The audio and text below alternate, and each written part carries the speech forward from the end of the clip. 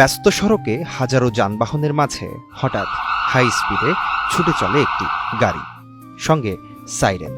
বলার অপেক্ষা রাখে না এটি অ্যাম্বুলেন্স, যার ভেতরে হয়তো আছে মৃত্যু পথযাত্রী কোনো রোগী, যার জীবন বাঁচাতে প্রাণপণ চেষ্টা চালাচ্ছেন অ্যাম্বুলেন্সের চালক। কিন্তু প্রয়োজন ফুরলে কি কেউ মনে রাখেন এই মানুষদের? আমি এখনো ঈদের ছুটিটা পাই নাই, কারণ পেশা যখন অ্যাম্বুলেন্স চালক, মানুষের সেবা তো অবশ্যই দিতেই হবে।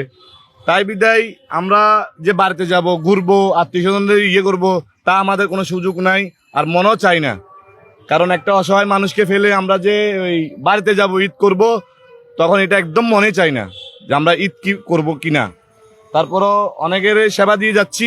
অ্যাম্বুলেন্স কর্মীদের ঘর আছে, আছে পরিবার, তবে ঈদে চাঁদে নেই ছুটি। উৎসব পালন যেন তাদের কাছে বিলাসিতা। ডাক পড়বে যখনই, তা উপেক্ষা করার উপায় নেই, কারণ এ যে মানব সেবা। ঈদের সময় হচ্ছে আমাদের অ্যাম্বুলেন্স ফ্যামিলি যারা আছেন, অ্যাম্বুলেন্স ফ্যামিলি বলতে ড্রাইভার, হেল্পার বা তার সহযোগী, আমাদের ঈদ বলতে তো কিছু নেই। 24 আওয়ার্স আমাদের এটা, যেহেতু অ্যাম্বুলেন্স একটা সেবা প্রতিষ্ঠান, ঈদ বলতে আমাদের কিছু নাই, আমরা সেবা দিয়ে যেতে হয়। সেটা রাতের 3টা হোক আর সেটা ভোর 5টায় হোক, এই সেবাতে আমরা নিয়োজিত থাকতে হয়, যেহেতু এটা সেবামূলক প্রতিষ্ঠান।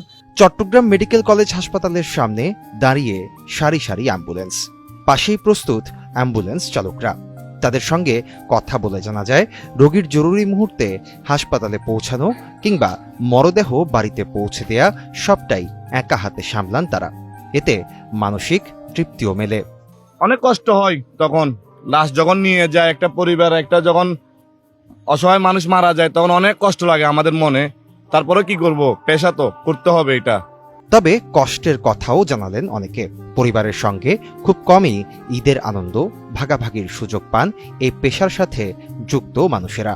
ঈদের দিনেও নিজেকে প্রস্তুত রাখেন তারা, যে কোনো মুহূর্তে ডাক আসতে পারে, আর এলেই ছুটতে হবে গন্তব্যে। সময় একজন অ্যাম্বুলেন্সের ড্রাইভার কখনো ছুটি নিতে পারে না, কারণ হইলো ছুটি গেলে এই যে একটা লোক অসুস্থ হয়ে গেল, একটা লোক মারা গেল, তাদেরকে সার্ভিস দেওয়ার মতো কোনো লোক পাওয়া যায় না। এই কারণে তাদের কি 24 আওয়ার্স ডিউটি করতে হচ্ছে। আর একটা ডেড বডি নিয়ে একটা ড্রাইভার যখন দূরে যেতে হয়, বাংলাদেশের এই প্রান্তে থেকে ওই প্রান্তে, তাহলে তাদের কোনো এই ডেড বডি নামাই দেওয়া ছাড়া এই পর্যন্ত তারা কোনো রেস্ট নেওয়ার সুযোগ নাই। তাদের একটাই ক্ষোভ, তাদের কথা ভাবার কেউ নেই।